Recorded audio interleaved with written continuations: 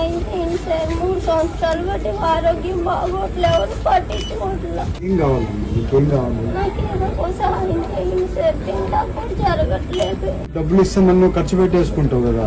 Pension లాంటిది ఏదైనా arrange చేస్తే మంత్లీ వద్దాం. పెన్షన్ లాగా అరేంజ్ చేస్తామా? ఇప్పుడు ఇప్పుడు ఇప్పుడు కొంచెం ఇవ్వండి, దాని గురించి బాడీ నెమ్ము ఉందంటే నెమ్ము వల్ల కాదమ్మా, నువ్వు మాత్ర వేసుకుంటున్నావా? నిమ్మ వచ్చింది, మళ్ళీ ఊపిరితిత్తులు పాడైపోయింది అన్నారు, ఆక్సిజన్ అందట్లేదు. కాదమ్మా, ఇప్పుడు ఏ డాక్టర్ చూపించుకుంటున్నావు? విజయవాడ గవర్నమెంట్ హాస్పిటల్ చూపించుకున్నావా? కొన్ని డబ్బులు ఉంటే ఎట్లా ఇది చేసుకుంటావా? సరే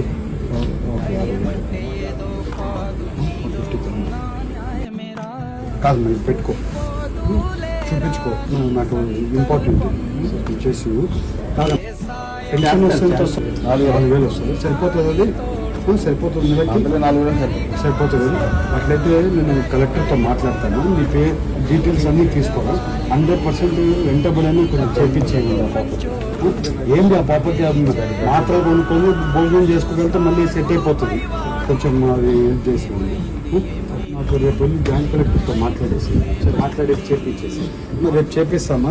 ఇప్పుడు ఎక్కడికైనా భోజనం చేసుకో, మాత్రలు వేసుకో, ఏదన్నా కూడా నేను సపోర్ట్ చేపిస్తాను. ఎట్లా ఒకటి నువ్వు రాకేష్ ఉంటాడు, ఇప్పుడు కొంచెం డబ్బులు ఇంకో 10,000 డబ్బులు, ఇంకో 10,000, ఇంకో కొంచెం 10,000 తీసుకోమా. ఏదైనా ఉంటే వెంటబడి చెప్పి 80% పెన్షన్ వచ్చేట్టు చూడండి.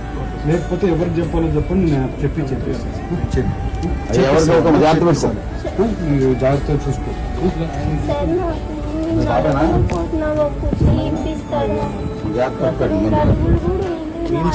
ఏం కుర్చీ కావాలమ్మా? సరే, నీకు ఒక వీల్ చైర్ ఇస్తానమ్మా, రేపు పంపించేస్తా. తీసుకొని ఇచ్చేసి రేపు పంపిస్తానమ్మా, ఒక వీల్ చైర్ పంపిస్తాను. ఇది పర్సనల్గా తీసుకొచ్చేసి తీసుకోండి. ఓకే, కాల్సి కలెక్టర్ చెప్పి వేరే స్పెషల్ ఇంట్రెస్ట్ చేపిస్తానమ్మా, చేపిస్తాను. నువ్వు ఏదైనా ఇబ్బంది ఉందంటే చూసి చెక్ చేసి ఇంకో 10,000 ఇచ్చేసి ఫస్ట్ భోజనం చెప్పమ్మా. భోజనం చేసి కొంచెం ఇదిండు, భోజనం చేస్తే ఏమవుదు నీకు, భోజనం చేస్తే మాత్రం వేసుకో. ఓకేమ్మా, థ్యాంక్ యూ.